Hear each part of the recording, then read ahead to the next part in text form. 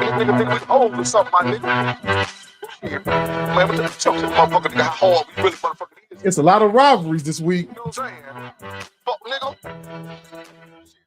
Like two of the biggest ones I know. They don't mean nothing, nigga. I mean, you got one in DC. Let me show this motherfucker how hard this shit really. And you got one in Greensboro. So, and I don't think no love is lost between either team.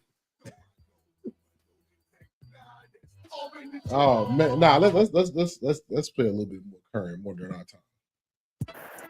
Yeah, we finna set it off in this motherfucker. I'm finna Hey, put you bitch ass. I'm gonna tell you, where the coaches been talking in Greensboro and Durham.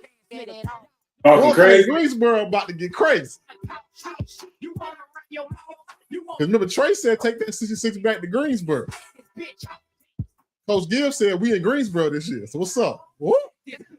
I love it. Pull up on me. Pull up on me. What's up, everybody? Welcome to another episode of IDK Sports Podcast, your premier spot to talk sports with the average guys. My name is Anthony. This is my main man, Kenny. And we got a great another live episode for you. Don't forget to like, share, subscribe. And speaking of subscribe, we officially hit 100 subscribers. You know what I'm saying?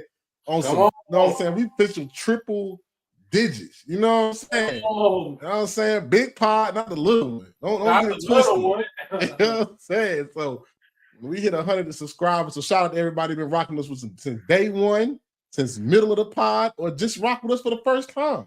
And if you haven't hit the subscribe button, hit that button and don't miss the premier sports talks with the average guy. Oh, come on. Yeah, bro. What ESPN trying to tell us, bro? What's up? That the fever one? Oh, for sure. For sure. You reminded me to mute my phone too. That a fever one. So let's get into it, man. Let's not waste no time. Got a lot to cover. So we're gonna go. You know what happens first? The new segment is Anthony's Big Dogs of the Week. And we got the right song this time. We ain't going down this explicit. Here we go, Big Dogs.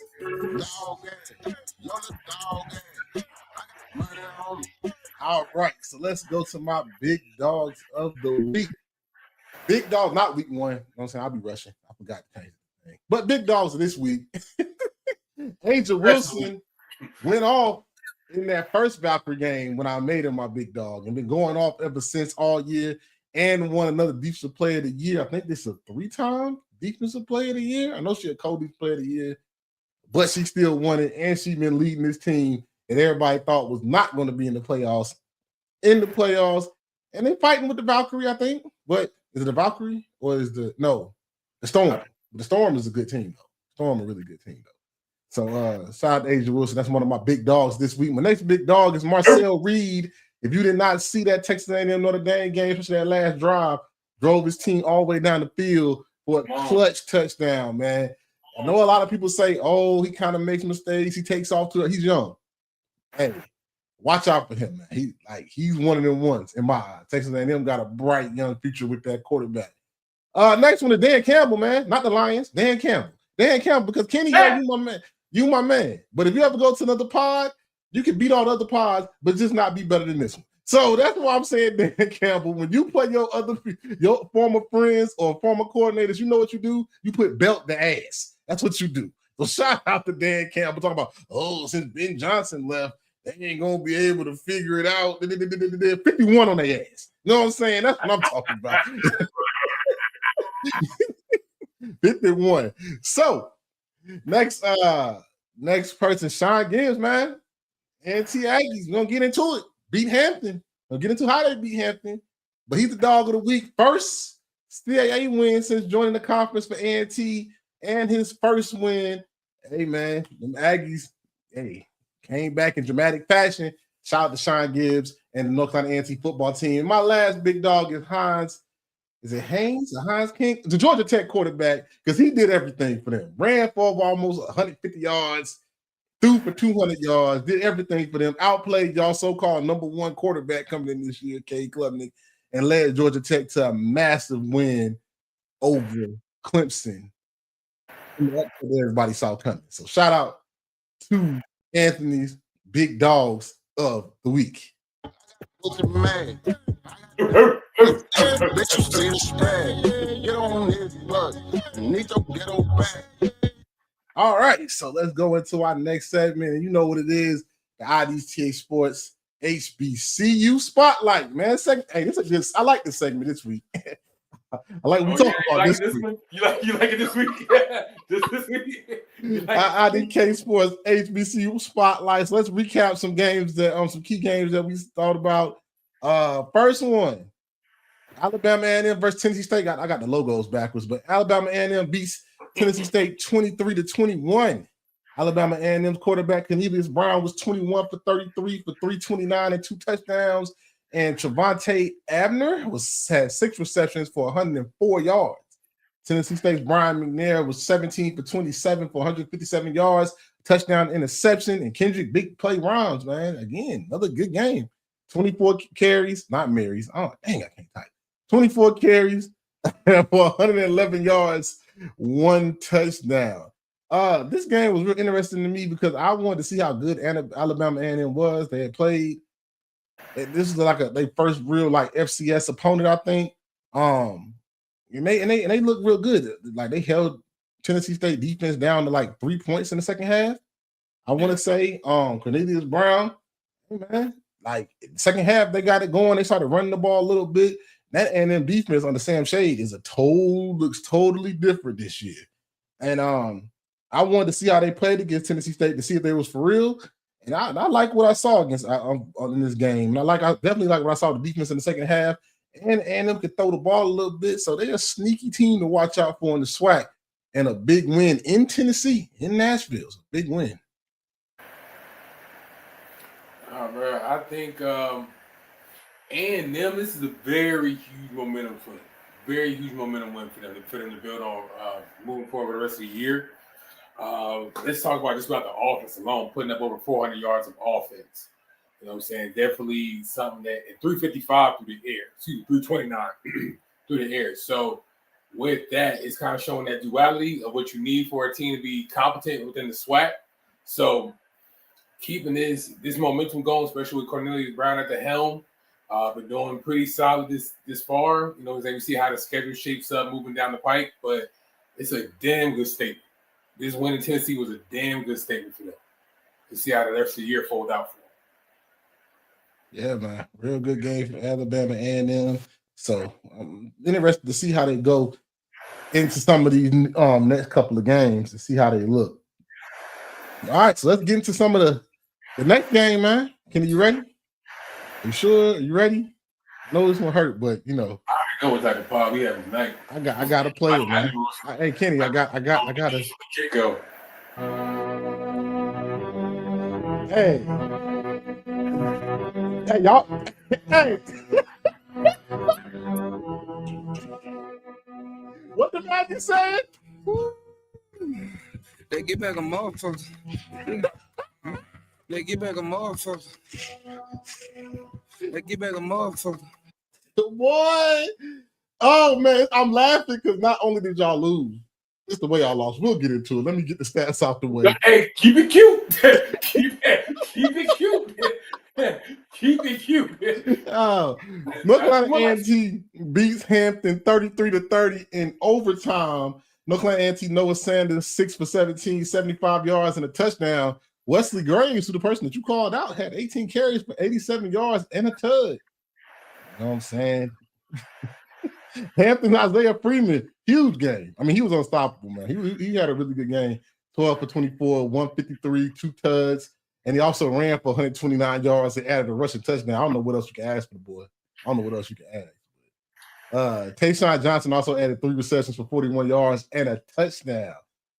If you did not see this game, I'm gonna tell you exactly what happened. All right, I'm gonna tell you exactly what I was doing when I watched this game, and I'll let Kenny go. I was watching this game, and I think A&T was down 20-10, I want to say, with like a minute 30 left or something like that, and they had just had to punt the ball. Something happened. So I turned the game off. I started watching, getting ready for the Canelo fight, started watching the Texas A&M game. Then I get the alert. Aggies beat Pirates 33-30. I'm like, what the hell? What the hell? So I had to go back on Flow Sports and watch the game. ANT came back with like 57 seconds left, maybe a minute left, got a touchdown, an onside kick, and then a field goal, and then beat y'all in overtime, man. Them Aggies never gave up. And that's Noah Sanders is like their 7th-string quarterback. They got all their quarterbacks hurt. I think Hampton just got comfortable, took their eye off the ball, and sometimes it was a lot of like what I call them? Like boneheaded play, an onside kick. They gave them 15 extra yards because the old boy had to show how tough he was. Gave them 15 extra yards to give them, and that really helped them like get that throw to the touchdown and get that field goal. Got them closer for the field goal. So, Hampton loses to A&T. First time A&T beats Hampton in about 6 tries. So, it was a fun day in Greensboro. The Aggies were definitely excited. Go ahead, Kenny. It's one thing. Come on this pod every week and revel in the moments when you're right. That's one thing. But when I gotta kick my own alum, my own school's back in, and you know what? I'm not even gonna drag it out, bro. Y'all dropped the damn ball, bro. Y'all dropped the ball. Drop the ball. 20-10. 20-10. Talk about a collapse. Talk about uncoachable, unprepared, fatal miscues. When I look at this game, I see 2 teams.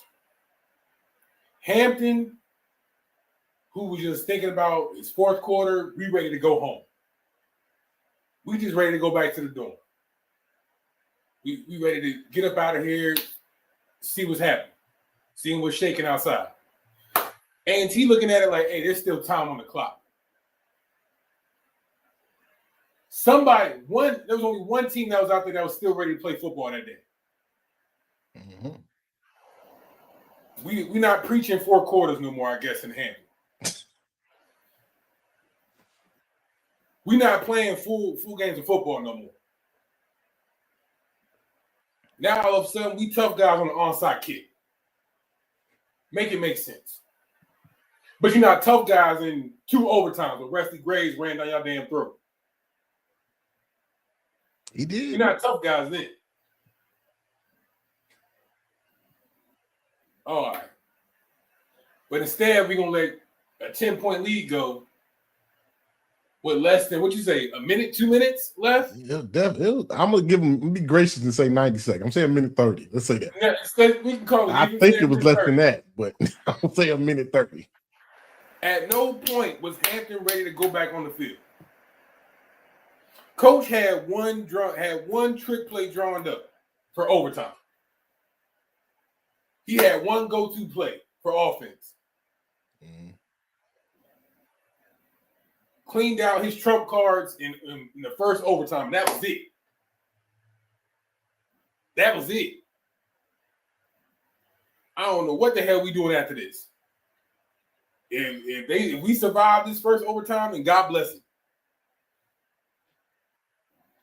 Just so happened that play struck. It struck first play. Hey, we think again. Here we go. We thinking the game's over. Oh hell, we got to come back in. Oh hell, we got to go back on the field to go into another overtime. Oh damn.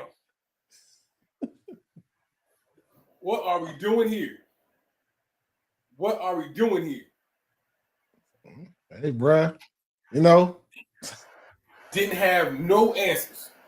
But instead, 15-yard run, 5-yard run, 3-yard run. Lay down and die, bro. Just lay down and die. So Well, yeah, you know. Oh, okay, keep going. We got more. apologies to the good folks from Greensboro.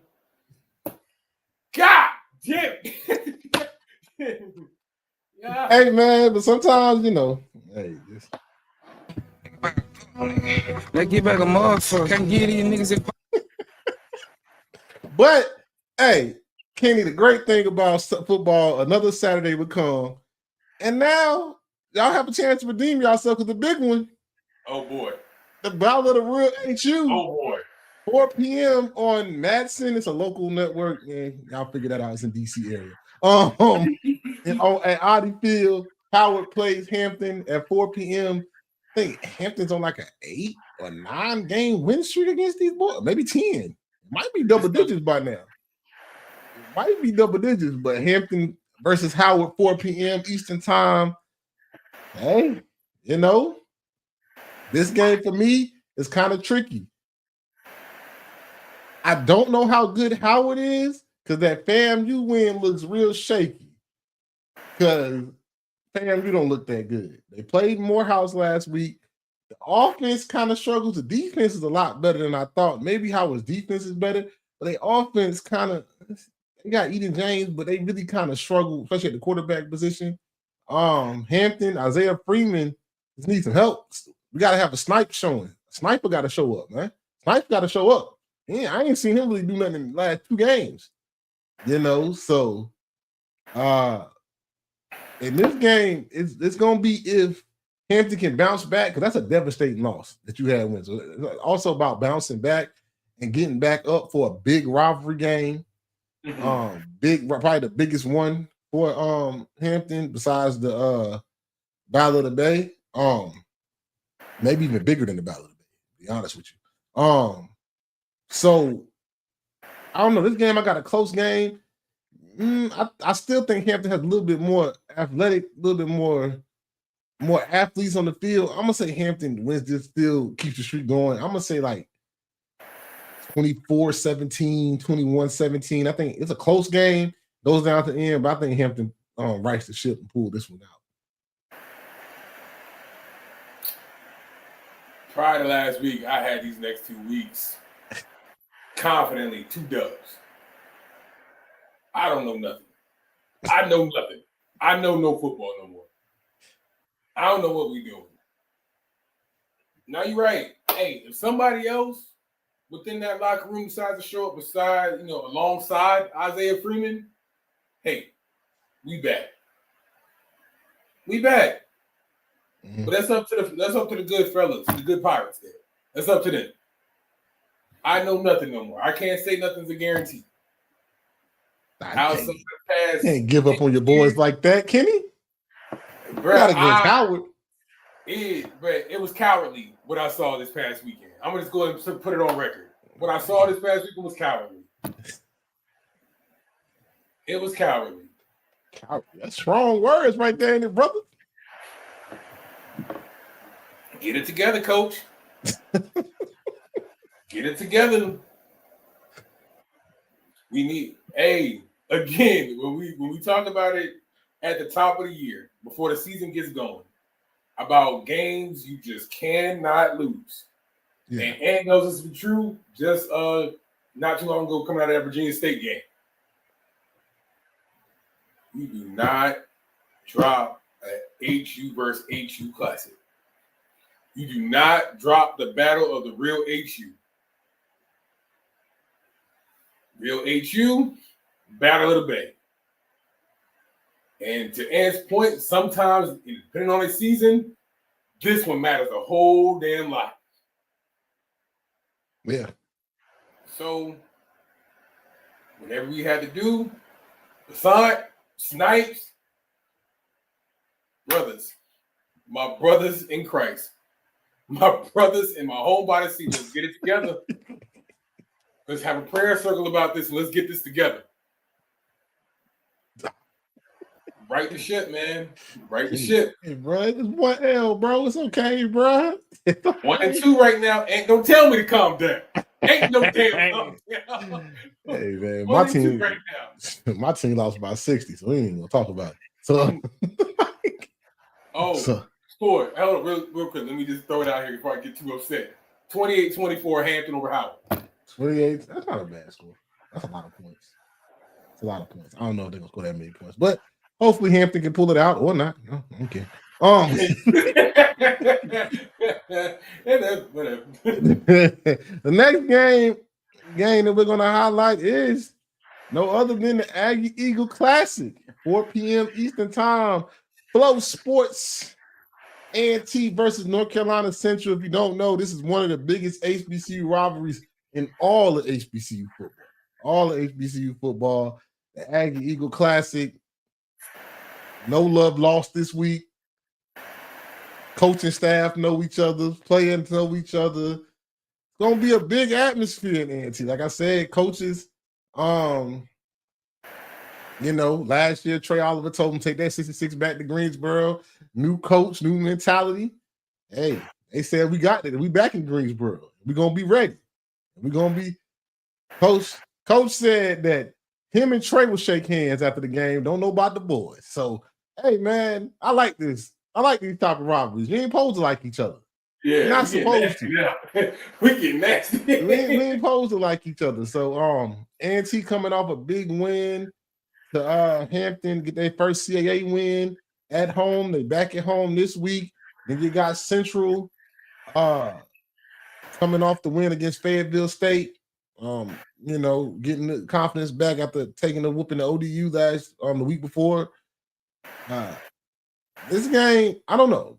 I can go with my knowledge, right? Of the game. But then another part of me, like, even though I graduated from Dover State and I bleed green and gold, there's a little part of me that still got a little bit of blue and gold in me. Come on. And it's hard for me to ever pick Central. It's still kind of ingrained in me that you sometimes just can't trust Central to do right. You can't. And I don't know. ANT is on a good run. Central ain't looked like the world beaters this year that I thought they would. Walker Harris ain't really got it going on against a FCS opponent. That FAMU win don't look as good because FAMU look really bad.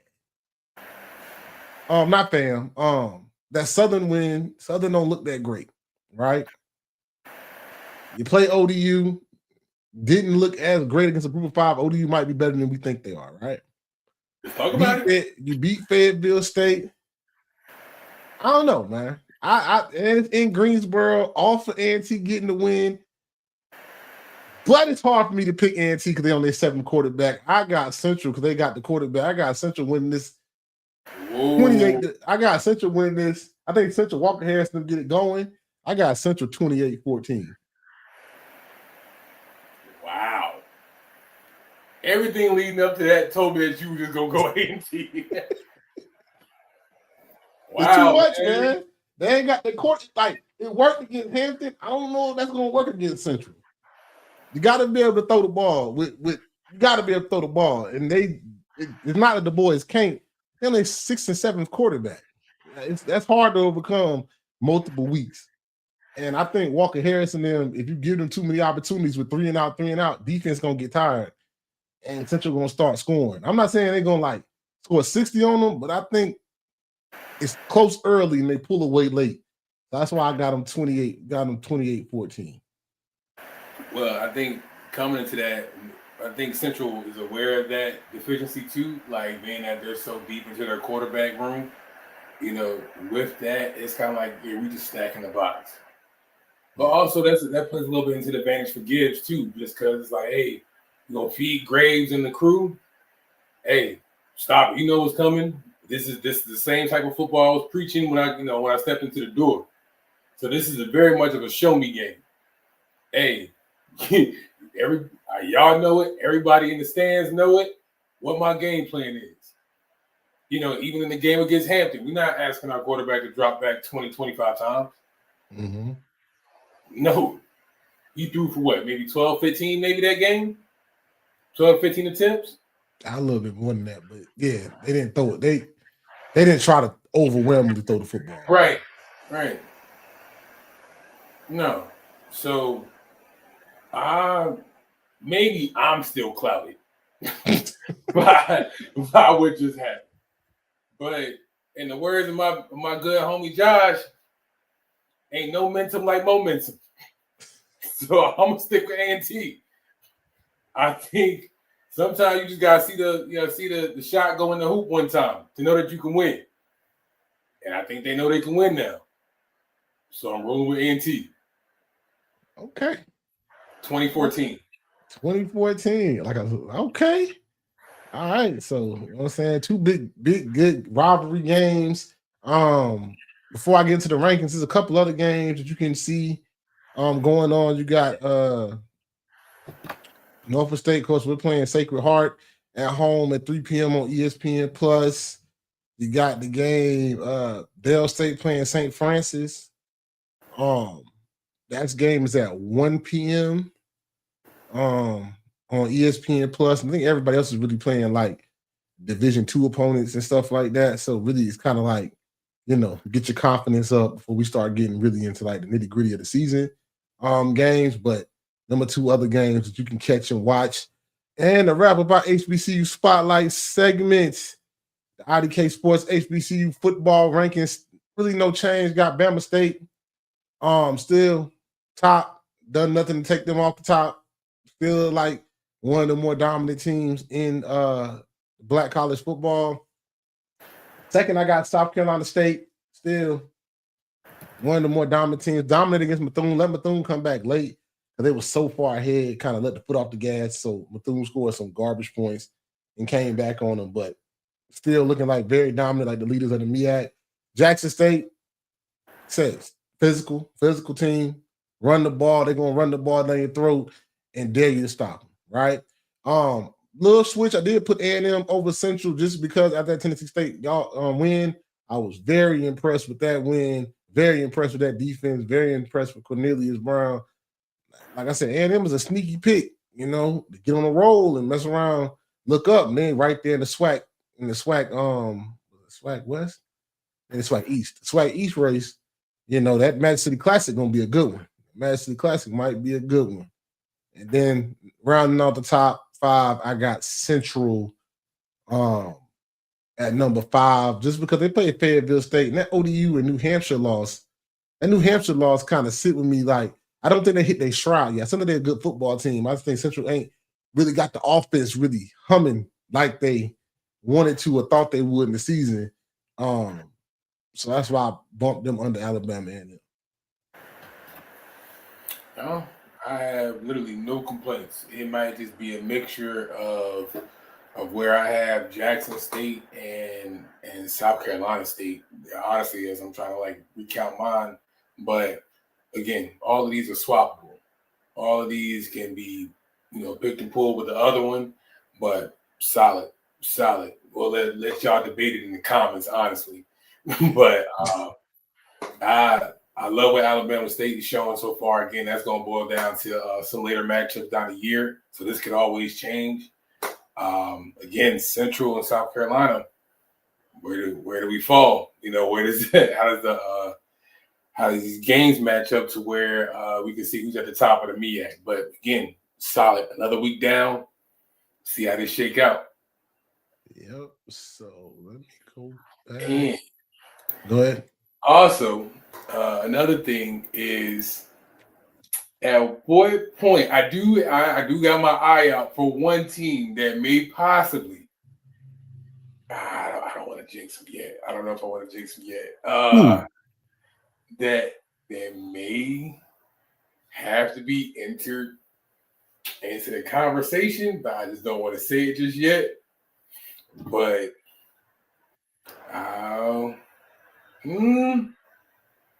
just because they got so many out of conference games coming up, I'm gonna let that one sit on that. Who are you thinking about?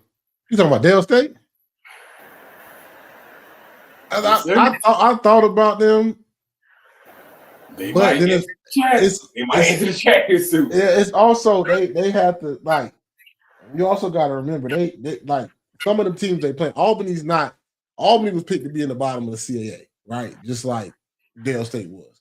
St. Francis is not picked to be that high. Now that Wagner and Sacred Heart game they got coming up, them games are teams that's projected to like be at top of the NEC. So then if they win those games, then they start to really be talked about. But I will hold judgment till like maybe the Monmouth game, see how that shakes out. But yeah, that October 4th game, that's when I'll be able to probably plant both feet and be like, okay, they got D-Jack got something to say, but we're gonna call up the dogs for now. Yeah. Call up the dogs for now. But so let's get into the FBS football. All right. So FBS football, let's go on the first one. Georgia, Tennessee, 44-41 in overtime. Boy, I wish Tennessee probably wish their kicker can make a damn kick, but hey, when you don't, that's what happened. You lose the game. Georgia's Gunnar Stockton, 24 for 31, 304, 2 tuds. Nate Frazier also added 14 carries, 73 yards. For Tennessee, Joey Aguilar, that Tennessee system, boy, can breed court. Jokers be running wild. 24 for 36, 371, 4 touchdowns, 2 picks, and Chris Brazell, the second, 6 receptions, 177 yards, and 3 tuds. Man. Hey, man, so this was a really good football game. Kind of was watching it, had like both screens up, was watching it. Look, at the beginning, Tennessee came out firing on all cylinders. Like one-on-one, Chris Brazell couldn't be stopped. Bruh. No route could not be stopped, right? It was looking like Tennessee was actually about to run off with it. But Georgia, being the champions that they are, came back. Gunnar Stockton started throwing beautiful passes. Really woke them up. And Georgia came roaming back. Momentum started shifting. And it was a back and forth game. Like I said, sometimes it comes down to special teams because them kickers, that Tennessee kicker had 2 chances to ice the game. Missed both of them. So, really good football game, high energy SEC game. Actually answered some questions for me with Georgia. I don't think Georgia's defense is as good as they normally are, but Gunnar Stockton, I see why they might have wanted Carson Beck out of it. It was okay with Carson Beck leaving. But some of them throws he made were some good throws. Some of them out routes or right in between the linebacker and safety, them intermediate throws were good throws. And I'm not saying he playing better than Carson Beck, but I see why they wasn't overly concerned. Because Gunnar Stockton, he's like your traditional, not like your superstar Georgia quarterback, but like he's good. He's feasible. Win the football game. That defense, that secondary specifically, look real shaky for Georgia. And Tennessee can just put up points. For some reason, when it comes to big games, with some of the teams they ain't beaten in a while, they just can't beat. They just can't beat Georgia. They always little brother. Yeah. But to add on to your point, man, like for very much so, like their defense was very shaky. But when Tennessee missed on an opportunity or they didn't capitalize on something, Gunnar Stockton was right there. There's Georgia special teams was there to provide some action for him, but I don't know what this would. I really can't see how much lifelines Georgia has left after that, because this was very telling. This is very telling on who Georgia is as a defense. Mm-hmm. But it's enough to start hitting the panic button. But overall, I am impressed by Tennessee. Very impressed by Tennessee. Chris Brazell, congratulations, young man, you just made you some money. Zachariah Branch, back to Georgia. Congratulations, young man, you just made you some money. Watching games like this makes college football fun again. It makes it fun again.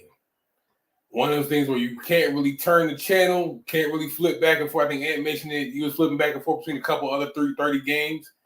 It was like, I don't know because this can go either way. And I know when we was watching it at my house, it was like, Tennessee ain't gonna do it again, huh? Like, I was like, this might be the year. This might be the year Tennessee might actually get from underneath that shadow, bro. But god damn. That was You got to beat up Big Brother one day. Gotta make special teams makes all the difference, man. Let's get into another FBS game. The upset that everybody saw coming. Got to see. Georgia Tech beats Clemson on a last-minute field goal, 24-21, to make things shaky in Clemson. Georgia Tech, like I said, my big dog, one of my big dogs of the week, Haynes King, 20 of 28, 211, 105 rushing yards, and a touchdown. Eric Rivers also added 3 receptions for 72 yards.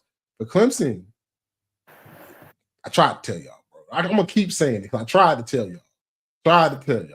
Cade Klubnik, 15 for 26, 207, a touchdown, a pick, and 62 rushing yards. But Brian Westcott Jr. had 7 receptions for 126 yards and 1 touchdown. Hey, man, we saw this coming, bro. Like, you called it early in the year. You said Georgia Tech was going to catch somebody. Situation was right. It was hot down there in Atlanta. It was in Atlanta. It wasn't in Clemson. And Georgia Tech's quarterback showed up, and the Clemson quarterback did not. And no matter how good this defense is for Clemson, they can't stop guys forever. They can't stop guys forever. And it's just Georgia Tech got the W, got the upset. Like, I don't like to call it upset. I think everybody saw this coming. Even the odds were at 2.5, like a toss-up. So nobody's surprised that Georgia Tech won this game. But for Dabo and Clemson, it ain't working out since the transfer portal NIL stuff started rocking. This is supposed to be your best team, and you starting the year off 1-2. And I think who you got next week? Well, I'll get into that a little bit later. But you starting the year off 1-2. You already in hell. You in ACC hell right now. Yeah. Hold for a few other teams, maybe Tech. some other teams, Louisville, that's sitting down there with you. But NC State. But other than that, bro, you are in ACC hell. But that's not what I came to talk about. I came to talk about Georgia Tech today because I knew this was coming. I'm about as bullish on Georgia Tech as Anthony is on Indiana. And Ant knows that's true. That is a damn good program. Sam, what you want? Yeah, that's old Indiana. I ain't talking about this one. But hey, man, I even started a season with them in NCAA football game. That's how much I trust their program. Trust them, bro. When you talk about just a team that's just resilient, don't really matter. They just line it up. Again, you ain't gonna win them every week. They ain't gonna win them every week. That's just true. That's also like a hallmark of a team that's gonna play for their coach. That's gonna play for the brand. You know what I'm saying? Again, sometimes you might just be outmatched. When the big dog just comes to the field, hey, bro, sometimes you can't do nothing about it. But in this case, I believe Georgia Tech believes they could win. That it tells me that when you get the 2-point convert, when you go for the 2 points and you get it. When you hit the walk-off field goal. Yeah. When they knew that pick was coming from Cade Klubnik. They knew that was coming. All you do is catch it. He's gonna throw you one. He's gonna throw you one. He's gonna give you one. All you gotta do is catch it. He's gonna throw you one, man. He's gonna throw you one. I'm gonna give you the buck. The leadership in that locker room tells me all I need to know about who Tech is. Yeah. Now, this is not me planting my flag saying that that Tech is not a big bad wolf in the ACC. No, I'm not saying that. Huh? Yeah, bro, come on now. You want to do that now, or you want to wait until later? Who else you got? You got Miami? Yep. Okay, who else? State? NC State? Florida State. Who? Oh, Florida State. Okay. Who else? Those are the 2 lead dogs right now. That's it. That's it, dog. You got them clipping the 2. Before this Clemson game, Clemson was being booked as a headliner in this conference. Like, they already took one of the big 3. Tech got a chance to be up there with this conference because Clemson ain't Wake ain't no good. Virginia Tech, I didn't walk. Syracuse might be a little bit better than people thought. Mm-hmm. NC State and CJ Bailey ain't bad neither. I'm just keeping it a buck with you. Yeah, I don't see no reason why Georgia Tech can't beat at the end of the year. They beat Clemson. That's one of them. Like, there's no reason why Georgia Tech can't be here at the end of the year. But I ain't here to talk about Georgia Tech. Here to talk about what happened. What's gonna happen to Dabo and Clemson? Because them fucking Clemson getting they have what's somebody said the record, they have lost like double-digit games or something like that since they won that last championship. When they went 10 years, only losing like 6 games. Yeah. The gap between them and the upper echelon where they were before has steadily begun to grow and grow. Like before, we was like, yeah, they're a great ACC team, but they're really competing with the SEC teams on top of the Big Ten. They're nowhere near on the Ohio State level, the Georgia levels, the LSU levels. Well, obviously they lost. They're not on them, the Texas A&M, Texas, like for the past 4 or 5 years, they ain't consistently been on that level. Like they've been a very good ACC team. But do you think they're a national powerhouse right now? No, not right now, no. But if you had to pinpoint why, we can't say it's for a lack of talent because they have talent. Hell, especially this year, they have talent in spades. Maybe it's that you can't stockpile the talent like you used to. Maybe it's your quarterback. I was about to go there too. Maybe the quarterback just ain't that guy. Ain't the guy to take you all the way to a championship. Like I said, like I've been saying, I don't even think you compare Cade to Taj Boyd. I don't think he's Taj Boyd. Quality quarterback play is not a revolving door as easy as you think it is. Ask Bama. Bama know it to be true, and they are living in that hell space right now. Yeah.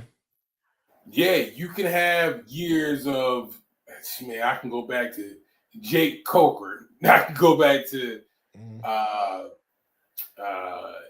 Blake Simpson. I can go back to years where Bama just had good enough quarterback play.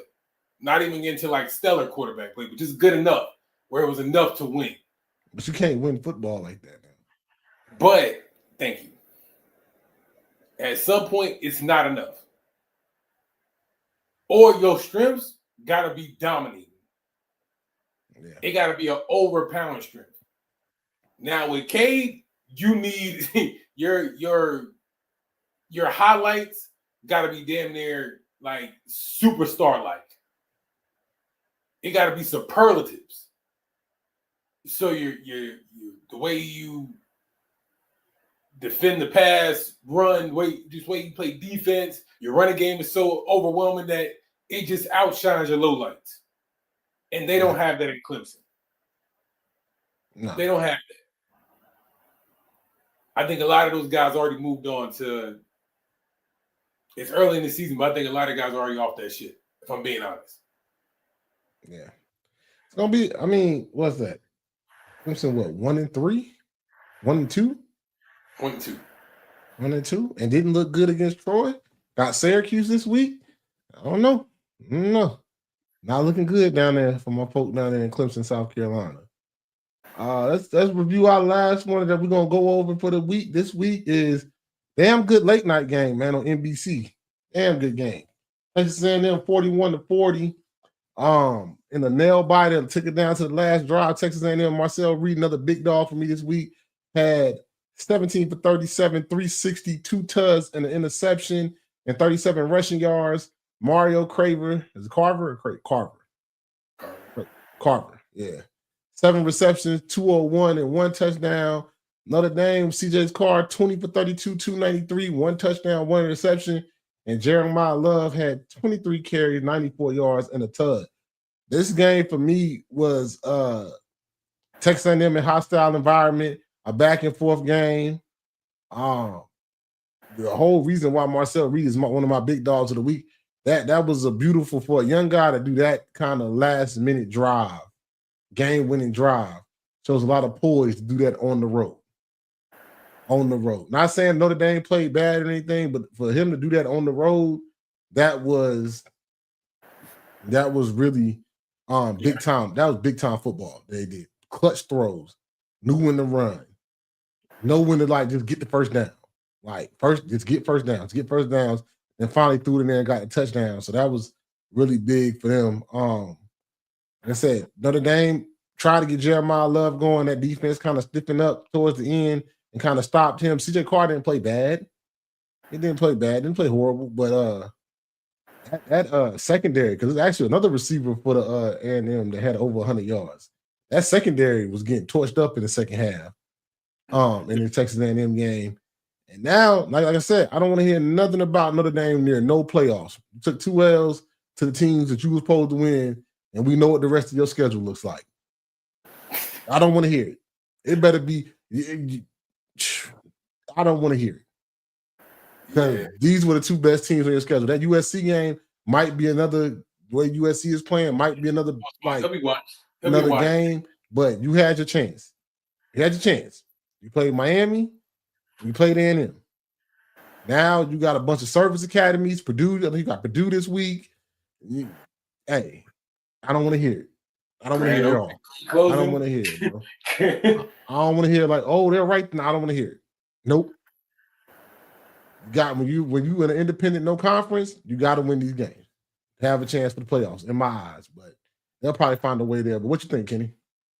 Nah, man, I think damn, like you said, damn good game. It was just about who's going to outlast the other. But you know, when Marcel got hot, when their running game got hot, it was on. When Marcel started striking, it was on. But that's also could be said for Notre Dame. I think that 1-2 punch between Jeremiah Love and Jadarian, is it Prince or Price? God forgive me if I'm pronouncing his name. Don't Jadarian Price. I'm sorry, y'all, but yeah, but that 1-2 punch between them, deadly. And this is also something that I was kind of saying at the top of the season. It was like once they start hitting those big runs, they start hitting those, carries per game, like, or carries per chance. Like it was like, okay, now you start to see that offense clicking. They wasn't really struggling out the gates like they was when they were struggling against Miami. Yeah. It like that offense started to open up a little bit. It was like, okay, there's a recipe here if we only follow it.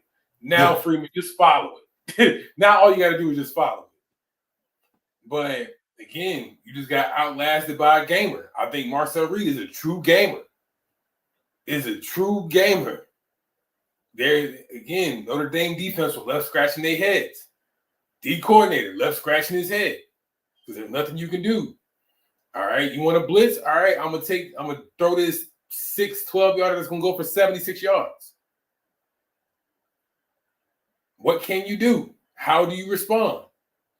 All right, you don't like that? I got a young boy, Le'Veon Moss, who's going to give me about 8 yards on the ground per game.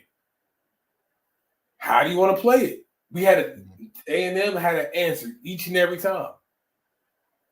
And there was moments where Notre Dame was just, they had to settle for a field goal attempt. But this game wasn't about coming down to a field goal. You had to score. Yeah. So, and then for the inside.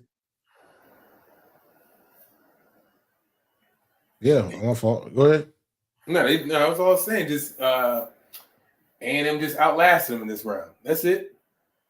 Yeah. So great game though. That was a great way to end the night right before the Canelo fight. Like that was not right before. Right before like the undercard started. That damn Canelo fight started at 1 o'clock. That's crazy. That joke was crazy. But yeah. That's not this pod. Not to this pod, but they gotta stop that. If you want to hear our takes on the Canelo fight, you can check out our YouTube, subscribe to the channel to see our YouTube fight. We broke down the whole fight. Good fight, y'all know Terrence Crawford won, but if you want to check out that episode, subscribe to the YouTube channel. Let's get into some games to watch. I only got 2 for us this week. First one, this is a prove-it match for me. I want to see what y'all really are. Illinois to Indiana. Indiana talking about Mendoza, saying he liked that. He might be up there as one of the top guys with Beckham. Let me see it, bro. Let me see what you got today. Let me see what you got this weekend. 7:30, national TV. The coach talk a lot of mess about why schedules are scheduled like that. You didn't play UVA. You instead started to play ODU, Kennesaw State, Indiana State. Okay, here we are. Top 10. Ain't Illinois a top 10 team in the nation right now? I think they ranked number 9. Mhm. Illinois, big expectations under Brett Bielema. These two are. Let's see. Are y'all really Big Ten? Can y'all hang with the Oregons and the Ohio State, Penn States? Can y'all be in the mix this year? This is what this game is about for me. I think that Illinois is a little bit better. I don't think Indiana is as good as everybody think they are. So I'm gonna say that Illinois kind of runs the ball on them, makes enough plays. I got this game 35-21, Illinois. Turning your back on Indiana is I don't. The coach, the different program. Ain't the same the one that had Michael Penix there. Different program. That is just disgusting, bruh. 31-24 Indiana, and why I'm saying that is because Fernando Mendoza is who he says he is. Okay, all right. He's rolling. He is who he says he is. I am what I says I am, and that's Fernando, bro. Say what we want. No picks thus far.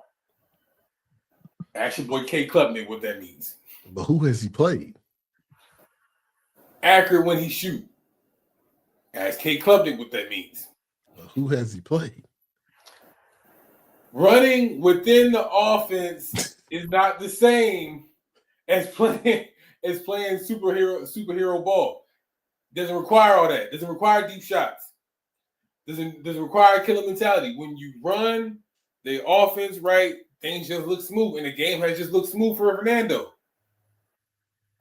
So with that being the case, same is gonna be said this weekend. Indiana up on Illinois, bro. Sorry. Okay. We'll see. I'm not interested in this game basically because, hey, we're gonna find out I think we're gonna find out early who is who and who is not. Because ain't many really good teams in the Big Ten, but you got Oregon, you got Penn State, you got Ohio State, USC is looking better, but then these two teams. After that, it kind of falls off, and we don't know how good these two teams are. So, like I said, 7:30 NBC, we're gonna find out. We're gonna find out. We still may be a mile off. You know what I'm saying? Yeah, I'm saying they close, but finishing fourth, finishing fourth or fifth, behind the big dogs. I mean, that's always what the Big Ten been about. Next big games I see, it's an early big noon kickoff game. Texas Tech, Utah. Big game. I mean, two Big 12 game. Texas Tech got the gunslinger down there. They said they were supposed to have a really good team. Paid a lot of money for this team too. They paid a lot of money for this team. And Utah, been whooping ass all season. You know what I'm saying? So I think this is a gunslinger game. I think Utah has that quarterback. They transferred from New Mexico. Was it Eric Dampier? Not Eric Dampier. I think I'm thinking of the basketball player, but I know his last name is Dampier. I know this first. Devin Dampier. Yeah. True through a threat. He a true, when y'all see him play, people ain't never seen him on the national stage, was really, really the reason why New Mexico was winning them 5-6 games when he was there. And true dual threat quarterback. Texas Tech got another gunslinger there, down there at Texas Tech. Like I said, paid a lot of money for that team, especially some of them receivers. A lot of money for that team. Texas Tech has high aspirations coming into the year. Arizona State looks shaky. The team everybody thought was going to win the Big 12. Like I said, these type of games, you got to win the Big 12 because you never know who's going to win the Big 12. And winning early always helps. So early kickoff, noon kickoff. I think Utah, a little bit more physical, can run the football. I think with their quarterback and the dual threat, I got this game 42 or 41-40, 43-40, something like that. I think it's a high-scoring game, really high-scoring game. Yeah, I'm very interested in this game for one, because I'm interested to see how Morton and his receivers get going against that Utah secondary. Now, they got a safety in Utah that I'm kind of interested in going into the 2026 draft named Tyler Johnson. He's kind of showing shades of like some former great Utah safeties, So it's kind of one of those things where you got a good older older group for that secondary, but you also got more who's rolling. Yeah. Bro is rolling. And they're known to, and that Texas Tech offense can stretch the field. So I'm very interested to see how this one plays out. I think sometimes when the games get too fast and they start to become a shootout, the best thing you can do is slow the game down and go back to who can run the ball the best. And because of that reason, I'm going with Utah to win the edge in that one. It's a long for the days where Big 12 just had to be a 50-point game. I don't think that's this case. I can probably see this one going to, I say, probably 31-24. We don't have to get too outlandish here. It can even be 31-27 if you want to feel more comfortable. But you have to get out of pocket. All right, so that's our college football wrap up right there. Some good games this week. I mean, there's other good games going on. You got Miami, Florida playing. That's never a bad one. Who else out here? Everybody else kind of playing some of the easier opponents. You got Oklahoma, Auburn. I think that's a big game for Hugh Freeze to really secure his job. Besides beating Bama, I think a win against Oklahoma go a long way for making them folk in Auburn feel better about him. Getting people for a long way. Sneaky game to watch out for. Maybe it's a small upset. I don't think it's going to be one, but some people saying it might be. Tulane comes to Ole Miss. Mm-hmm. That's a sneaky game that's close because Tulane's a really good Group of 5 team, really good team. So, and Austin Simmons for Ole Miss ain't look that great. So, everybody hype on Michigan, Purdue. I'm Michigan, Nebraska. Nebraska's ass. I don't know why. Keep that. Yeah, I can keep that one. Ain't nobody else really like that. I mean, Michigan State, USC, they can't kick off at 11. God dang. But a couple of good games here, sneaky games. I think the two we highlighted are probably like the two best games of the weekend. With the most implicated to them, conference games and everything like that. So I'm saying it's still a good game. Saturday is never a slow day on a Saturday in college football, right? It's time get some probably the least traffic in games too. Like I know I'll probably keep an eye out for that SMU and TCU game happening this weekend. It's the old Iron Skillet rivalry. TCU is undefeated right now. SMU is still rolling at 2-1 at this very moment. So it has the makings of a good offensive game. Probably some good firepower is going to come out of that game. It's good for prospect watching, which I always like these lower scale games for. To see who stands out amongst the bunch. I like the receivers out of SMU. There's one in particular that I'm kind of hoping for a big game for just for my own prowess. But it's a lean schedule, but it still got some good bones. So I think we still gonna have an eventful Saturday. Yeah. All right, moving on to the Sunday. Let's do a little week 2 recap, man. NFL recap of week 2. Start off with a bang Thursday night with the Packers and Commanders. While we was podding, I was watching some of that game. Takeaway from that game, that damn Packers defense is legit. That Packers defense, that front seven is with adding Micah done made them dudes almost damn near unblockable. And they believe it too. Yeah. They believe they're invincible at this point right now. Yeah, especially with all three of them out there together. Crazy. Yeah. They believe in it. They're like drinking the Kool. I'm not gonna call it Kool-Aid because they legit. They believe that they can win. Them alone. Yeah. They can change games. And Jordan Love, I told him sneaky MVP. You said really nice. You said if those receivers start catching the ball, it's gonna get spooky. Yeah. Now, it's keeping them off that damn injury report, bro. Like Jalen Reed, I think out for like 4 weeks or something like that. You know what I'm saying? If they can beat the injury report, they can be a scary team. They can be a scary team, no doubt. But that injury report is their biggest rivalry. You know, kind of almost predict like the same fate as like the Lions were last year. Yeah, they have that medical tent. They'd be all right. Yeah, they'd be all right. Another game that was a crazy ending. That Cowboys Giants game was crazy, bro. That was just bad football on both. That was just bad football. It was entertaining, but that was bad football. That was bad football. That was bad football. It was entertaining. That was horrible football. That was horrible football. Bruh. I don't know if I see Russell Wilson hit that many moon shots in one game back to back to back. Bro was just dropping moon shots on the count again. I don't know.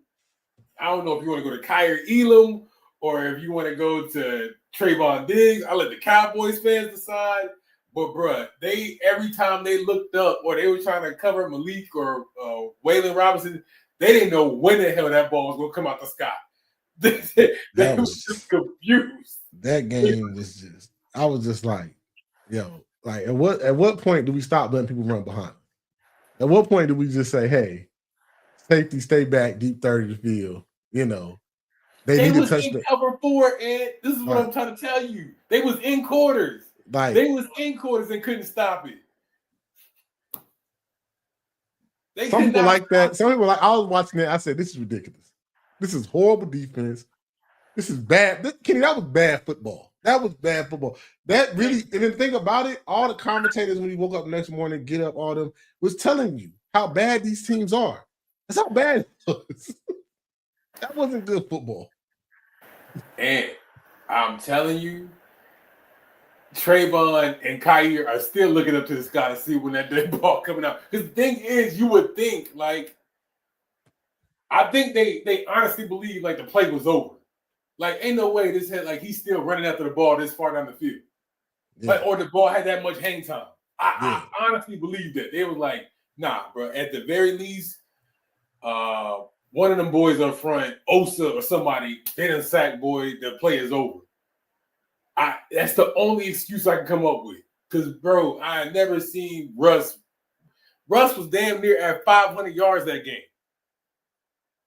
Yeah. 500 yards through the air, bro. That's crazy. That was that horrible football, man. I'm telling you.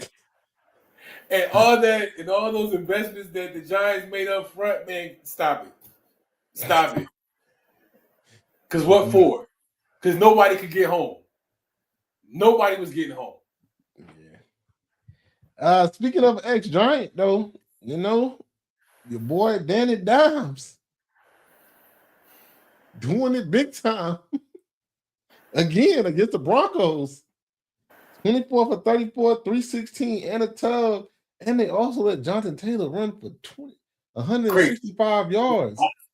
I don't know what's going on with the Broncos defense, but the Colts are 2-0 right now. And I hate to say it because this is my dog, but I gotta say it when it happens. My boy P2. My boy P2. My boy. Hey, no. Hold on. Don't do too much. Don't do too much. Because you're looking like he got work. It wasn't. It got a little uncomfortable in that game. I'm gonna just say he looked a little bit uncomfortable. I ain't gonna say he got cooked. Because I know that's where you want to go. Now you want to talk about cook? Take your ass up to Seattle and Pittsburgh. Talk to Jalen Ramsey. That boy got his ass worked by Jackson Smith and Jigba. But let's talk about actual where he got a little bit uncomfortable, a little too close for comfort. Yeah, throwing picks in clutch times. I'm sorry. Yeah. That's my boy P2. But bro, I don't know what the hell going on with Dave Jones, bro. Yeah, he's going off. We might start having a conversation about, bro. Maybe it's who we thought it was. Maybe it was Brian Daboll. Maybe he's not a quarterback guru like y'all want him to be. Maybe he's ass. Like maybe Josh Allen was always going to be this great. Yeah, exactly. Right. Exactly. Before I get into the main topic that I wanted to talk about, Buccaneers, man. Hey, win a game, Baker, man. Hey, I like the Bucs. This is coming from somebody that used to be a Panthers fan. I like the Bucs. They run the ball. Baker make plays need to be made. Hey, bro. It's a good football team. They play good defense. Yeah, just simple as that. Good football team. Good football team. I don't know, bro. I don't know if it's just me, but I think a few people are starting to insert the chat, bro, because Bucky Irvin starting to look like little homie from New Orleans, like a young Kamara out there, bro. Back before Sean Payton left, you know what I'm saying? He looking kind of like that Kamara right now. Yeah, bro. Bucky can play. Who would have thought young boy out of Oregon could play? But he can play, bro. He can go. And Rebecca and Jigba looking like a great pick. It's a great pick. He said, "Hey man, why the hell you picking wide receivers when you got Mike Evans and Chris Godwin?" That's what they said. Yeah, it's a great pick. That was a great pick. Looking real nice right now. Looking real good. To get into one of the headlines you see on the thumbnail of this Bengals game, 31-27. The Bengals won, but the headline out of this one, grade 3 turf toe for Joe Burrow, probably gonna miss the whole season. Man, the Bengals, man. Seems like Joe have a couple of great years, and the next thing you know, he's hurt. Like, gotta stay off the injury report.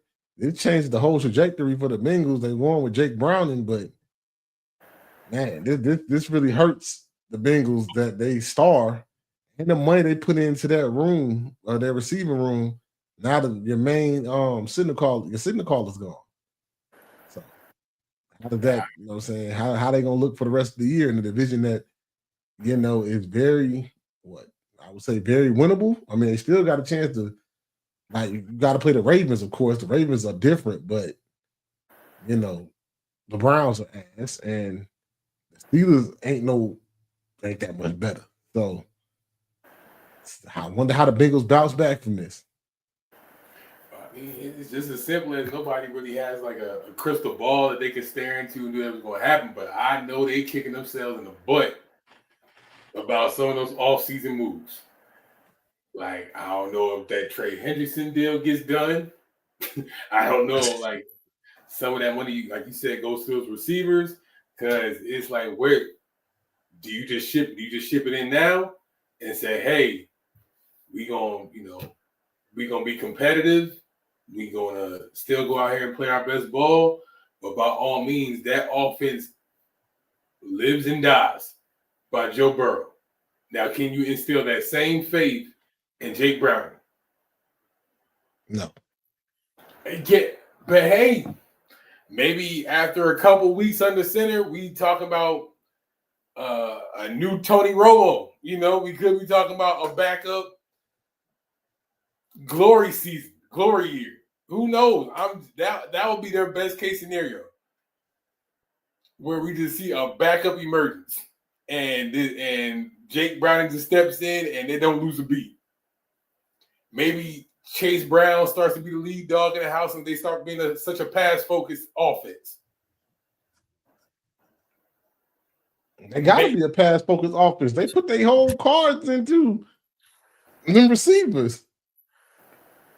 But what the hell's the point if you're running 30 yards a play trying to hit a deep bomb down the field when you ain't got a quarterback to do that? That makes sense when Joe's on the field.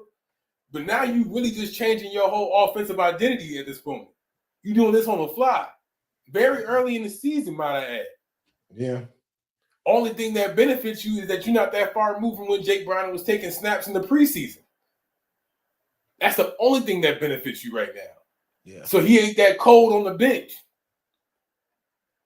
And then you just said, hey, they escaped Jacksonville with a win. That is Jacksonville.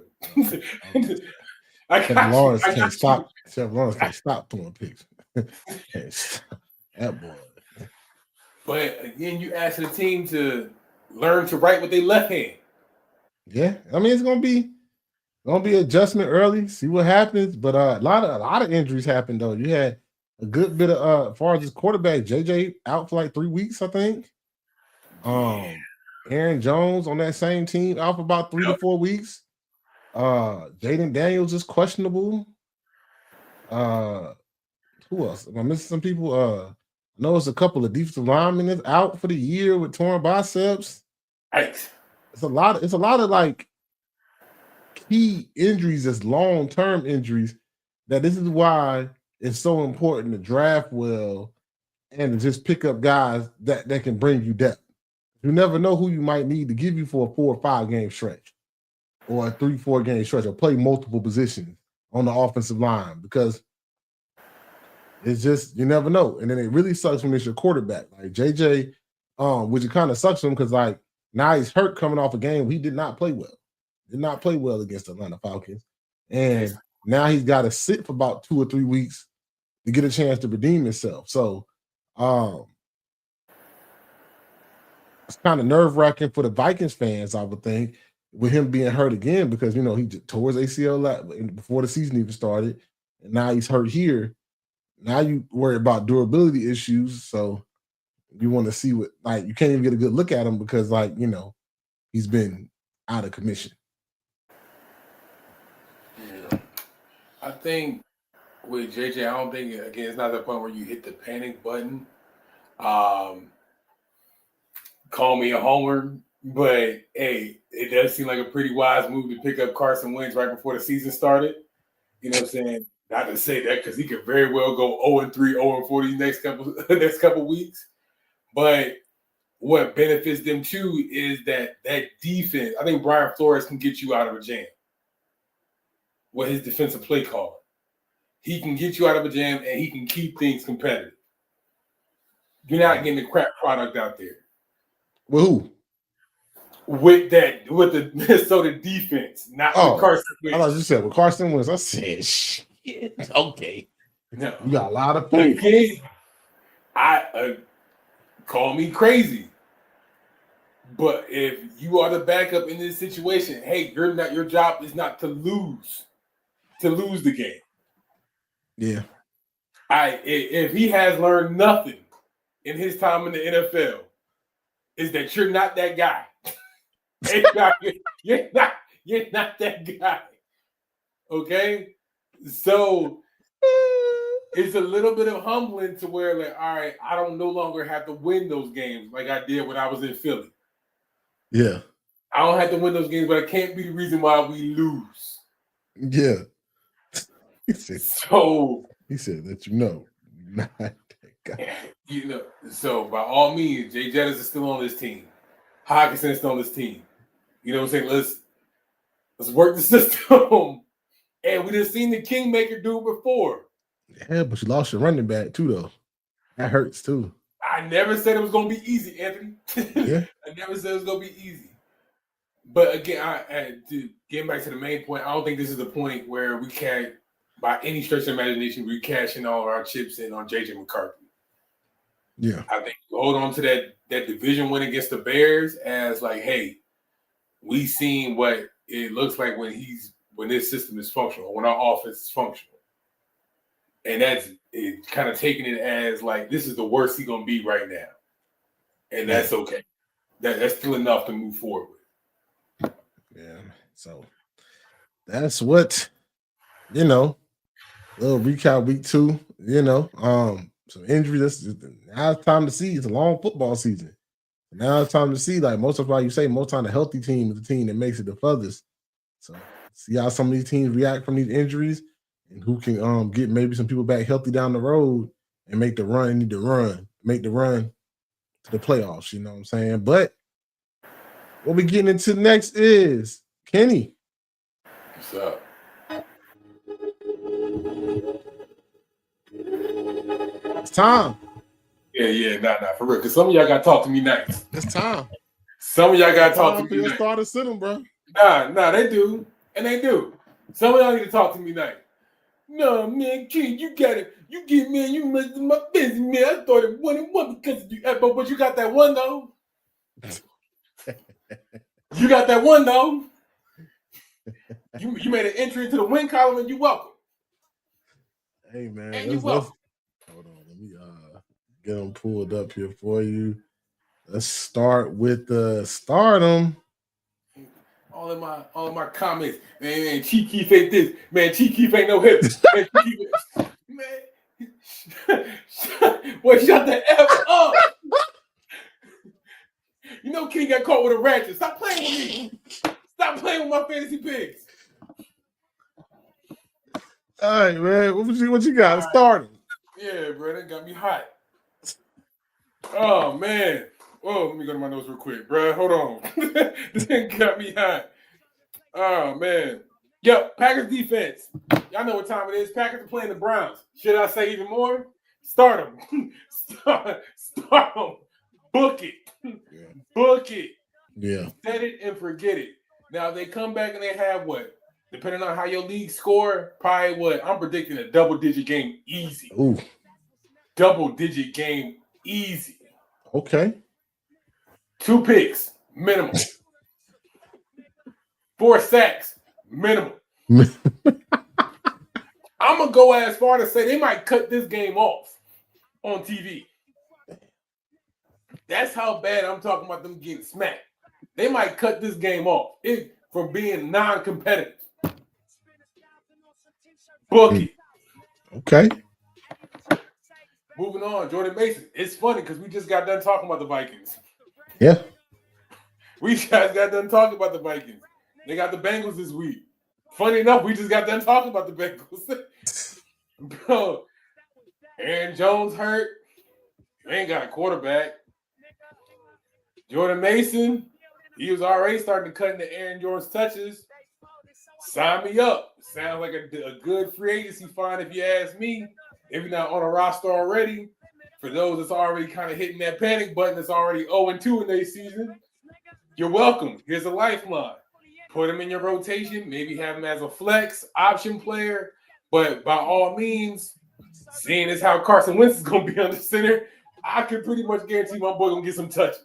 Yeah. Whether it's in the pass game or they're going to need him between the tackles, somebody got to be consistent. And Jordan Mason was already having some good production early on this season. So we're rolling with Jordan Mason. See if he's still out there on the free agency wire, on the waiver wire. See if he's still out there. And he might be of some benefit to you. You're welcome.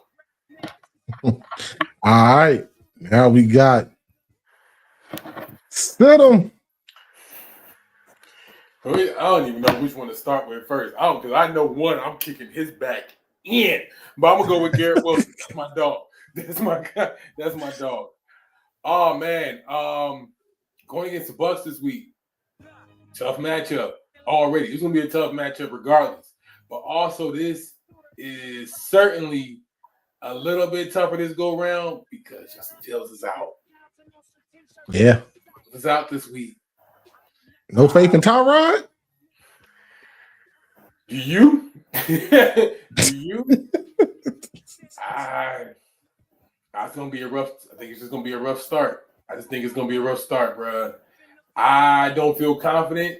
I think Garrett, this by all means, this is no implication on – there's no indictment on my boy Garrett, but it's more so indictment on the situation. It's going to be a tough game regardless. So, Garrett, much love and respect, my brother, but sit your ass down. Now, Trevor Lawrence. Trevor Lawrence. My boy. My guy. There was a moment here where I was going to be like, nah, man. The Texans are 0-2. Maybe life ain't. Maybe Trevor Lawrence can make it back, and he can make something happen. And maybe if frogs didn't have wings, they would bump their ass every time they fly. They try to fly. I don't know what my dad play all the time, but either way, Trevor Lawrence, get your dumb ass down because you ain't doing shit this weekend. So again, you're welcome. Kenny, start him and sit him. Hey man, this is Kenny. And I drop Addies. Kenny, start him and sit him. Hey man. Damn. I ain't mad. I don't got nothing to say against them two sit-ems. I definitely believe in them two sit-ems, especially Trevor Lawrence. You should sit him every week. Sit him every week. Let's get into the pick 'em. Hey, keep it cute, Whams. 1-1, God. 1-1, God. What you talking about? What you know? Hey, In both leagues. In both leagues. Let's get right to it. The IDK, dang, I ain't changed nothing. Ah! Week 2 pick'em. Kenny had a comeback. Now we back tied. I had a horrible week. Man. I say horrible. My week was trash, dog. Straight garbage. Yeah. All right, man. So we nice, tied man. up 8-7. 8-7 apiece. Kenny won. I think you won only lost 2 of the games, and that Bucks game helped you, bruh. And I picked the Chiefs over the Eagles, so that didn't help me. So I was horrible last week. But hey, man, we tied back up, man. Now we back at it. Yeah, it was all fun and games last weekend, huh? Now look at you. It was all fun and games. He who laughs last, laughs first and last. I don't think that's how that's said, but okay.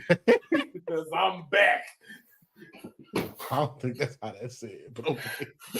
All right, first game. Kenny, who you got? Steelers or Patriots? Ah, damn it. Oh, man. That was an ugly loss against the Seahawks, bro. That was an ugly ass loss. Oh, well, Steelers. I'm going with the Steelers again. I don't care, bro. I just can't see it, man. I kind of want to believe that there's a little bit more momentum, even with that ass whipping. There's a little bit more momentum on the Steelers side there is for the Patriots. So I'm going Steelers. I'm gonna say Steelers just because I don't believe in Drake May. Yeah, fair enough. Fair enough. Next game, Rams Eagles. Who you got?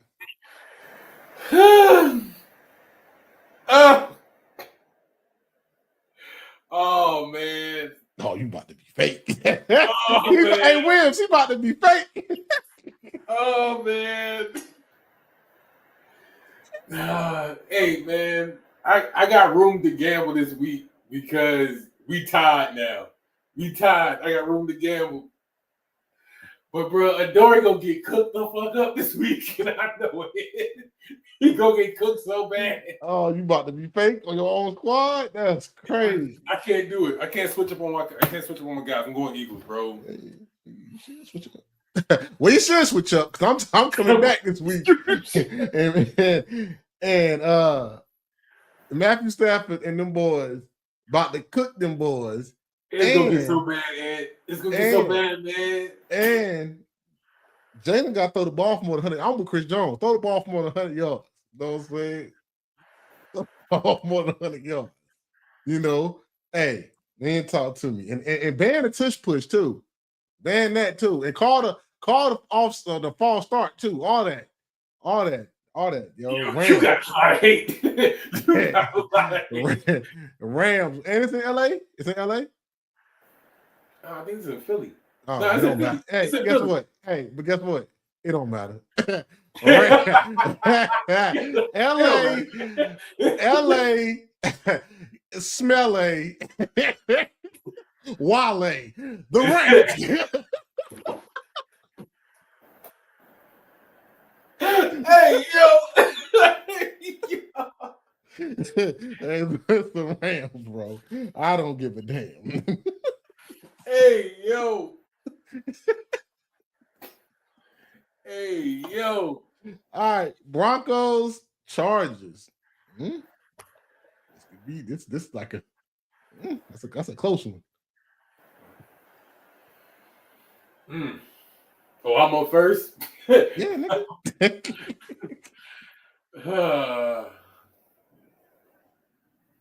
Man, I ain't scared, nigga. I ain't no hoe, nigga.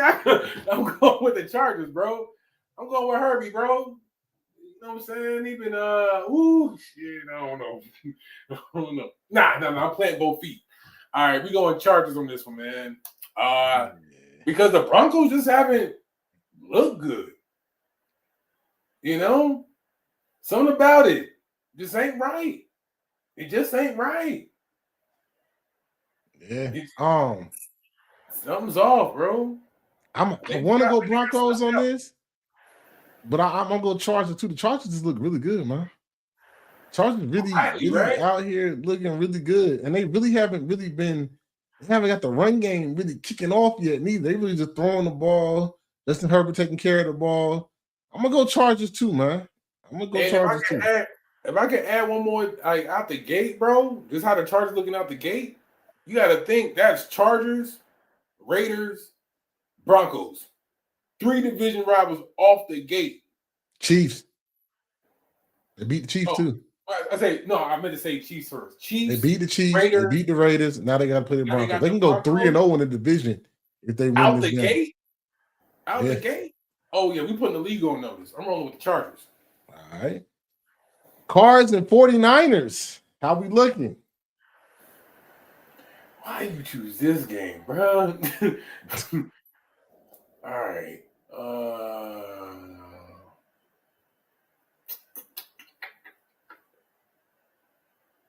I got room to gamble.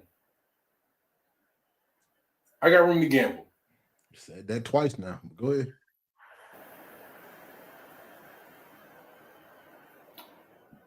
Upset alert. I don't even know there's an upset. I don't think it's an upset. I don't think either of these games is an upset. Yeah, I don't think it's an upset. It's too early to be an upset. Yeah. I'm going Cards. Cardinals. Okay. Feels wrong. It feels wrong, so I know it's right. Don't ask me why. Don't ask me why that makes sense. Is Brock Purdy playing? I don't know if he's cleared to play yet. I'm going Cards, bro. I think they starting to wake it up with Marvin Harrison and your boy Kyler. Kyler's playing really good. They running the ball good. I got the Cards, man, too, man. We kind of matching on a lot of these besides one. So I got the Cards on this one. Lions, Ravens. Go ahead. You want me to go first? Go ahead. Yeah, Lions, Ravens.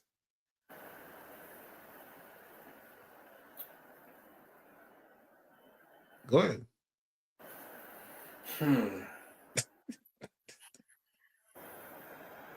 It's different now because like the score is 0-0 again. So it's like what you gonna do with this new opportunity? You feel me? Like where you gonna go with it?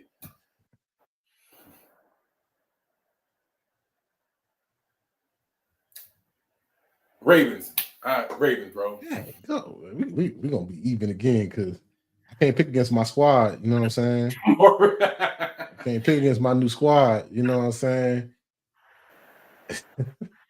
I can't pick against my squad, even though I like. Oh, that's your crew. I like the Lions a lot, but you know what I'm saying? Yeah, nah, come on. Remember you, Mr. Jameer Gibbs. He is. He nice, but then also on the other side is Mr. Lamar Jackson, Mr. Roquan Smith, Mr. DeAndre Hopkins, who's looking great. Right. Found the use, right? Derrick Henry to hold on to the damn ball, stop fumbling it, but that's a whole other story. A whole other story. But I think we're gonna have to go same on this. So last game, this is a tough one for me, but I'm gonna let you go first. Cowboys and Bears. Oh man, Cowboys. Until Jalen Johnson come back for the Bears, bro, I don't give a damn what try to sell me about Caleb Williams. He ain't it. So until Jalen Johnson come back and trying to shore up that secondary, George Pickens and CeeDee Lamb will get the job done. Bears ain't got enough. They ain't got enough. They ain't it yet. And that's what Romeo Doomsday starting to go off in year 2. Still ain't enough. Cowboys. I got the Bears. I saw them play against the Giants and that bad football. I got the Bears. Anybody can run open against them niggas. All right. But do you got the Bears scoring 40 points? No, I got the Bears scoring enough points to win. To what? Enough points to whip your ass. Like plain and simple, man. I got the Bears doing enough to win, man. I'm rocking with the Bears. So there's a couple of games that we disagree on: Eagles and Rams, and the Bears game. 2 games will come down who win the week. Either we're gonna be all trash or we're gonna be good. That's really what it is this week. A lot of these games we definitely agree on. At the worst, I'm back only what 2 games. Yeah. That you know what I'm saying? Be all right. Yeah, man. So But don't let me pull a game by 2 games neither. don't let me be up by 2 games neither. Oh, because man. like I said, he who laughs last first and last. That's not how that saying go, but okay. It's not how that goes. That's our IDK Sports Pick'em of the week, man. That's our pick'ems for the week. Let's see who do better, me or Kenny. Like I say, either somebody might go 2 games up. Somebody might go 2 games down. We might just tie. We might be all some shit. Trash. Is that how that saying go? Is that really how that saying go? It is. My wife said so. So is it? It sound. It must be sound crazy when you say it. It sound you saying it slow. It's not. My wife said him who laugh first, laugh first, laugh. Dumb saying. How about the dumb saying? How about that? It don't. How about it's a country ass saying that shouldn't be said. Or maybe you don't know how to say it. You didn't even know if you were saying it right. Don't you I know I said it right. My wife know I said it right, so I said it right. You said it right. Anyway, man, so big weekend in sports, man. Like I said, if you want to hear our Crawford and Canelo takes, don't forget to look at our YouTube page. Got a YouTube episode strictly dedicated to that episode, to talking about that all alone. Definitely got into the boxing bag. So go back, look at us, hit the button so you can get that content right there. Anything else you want to add, Kenny, before we get up out of here? Yeah, Hampton, get your damn head on straight. That's it. Yeah, Good, probably, good, man. That probably won't happen, but it is what it is. You know what I'm saying? Because the HU folks said they're the real HU. You know what I'm saying? Because y'all said HIU. That's what I heard. I don't know. I'm just an innocent bystander. I'm on the sideline. And we ain't got enough time, but you gotta stop doing that, bro. You know I know you, right? I'm just on the sideline, bro. I'm just here. You know what I'm saying? I just commentate. You know what I'm saying? Hey, I know you. Hey, bro, you know what I'm saying? That's what I heard. That's what I heard from the folks. That's what the folks in DC be saying. That's what they be saying. But but like that though.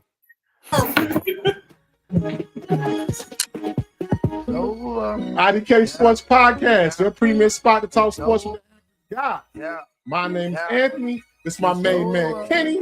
Don't forget to hit the subscribe button, the like button. We got 100 subscribers. Help us keep growing. And until next time, I'll holler.